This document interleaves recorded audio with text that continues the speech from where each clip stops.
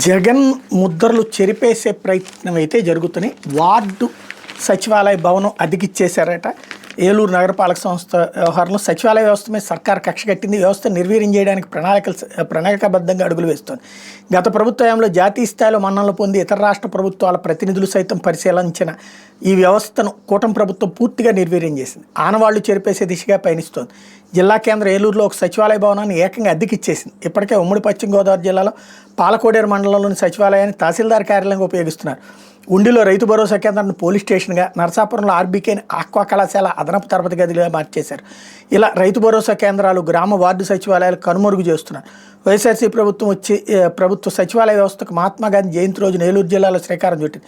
పౌర సేవలు ప్రజల ముంగిటికే చేరాలని సదుద్దేశంతో అప్పటి ముఖ్యమంత్రి జగన్మోహన్ రెడ్డి ఈ వ్యవస్థను రూపొందించారు. నగరాలు, పట్టణాల్లో వార్డు సచివాలయాలు, ప్రతి గ్రామంలో సచివాలయం, రైతు భరోసా కేంద్రం, విలేజ్ క్లినిక్స్ ఏర్పాటు చేసి ప్రాధాన్య క్రమంలో భవనాలు నిర్మించారు. ఏలూరు జిల్లా వ్యాప్తంగా 443 సచివాలయాలను ఏర్పాటు చేసి 284 సచివాలయాలకు శాశ్వత భవనాలు నిర్మించి వినియోగంలోకి తెచ్చారు. అడ్మిన్, విద్యాశాఖ, ప్లానింగ్, వెల్ఫేర్, ఎమ్యూనిటీస్ ఇలా గ్రామీణ ప్రాంతాల్లో 7 నుంచి 8 మంది, నగరాల్లో 15 నుంచి 18 వరకు శాశ్వత ప్రభుత్వ ఉద్యోగులతో సచివాలయాలను ఏర్పాటు చేశారు. ఏలూరు నగరంలో 50 డివిజన్ల పరిధిలో 7 విలీన పంచాయతీలతో కలిపి 79 సచివాలయాలు ఏర్పాటు చేశారు. 7 విలీన గ్రామాల్లో 17కు గాను 15 సచివాలయాలు సొంత భవనాలు ఉన్నాయి. ఈ క్రమంలో శనివారపుపేట 2 సచివాలయ భవనాన్ని నగరపాలక సంస్థ అధికారులు అద్దెకిచ్చారు.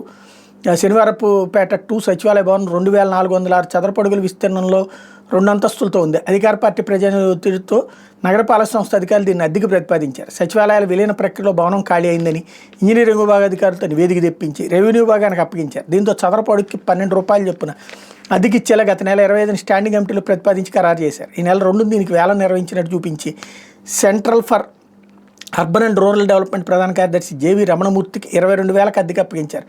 మంచి ఉద్దేశంతో ఏర్పాటు చేసిన సచివాలయ భవనాలు అద్దె పేరుతో ప్రైవేటు వ్యక్తులు కట్టబెట్టడం మీద విమర్శలు వస్తున్నాయంటూ రాసుకొచ్చింది సాక్షి.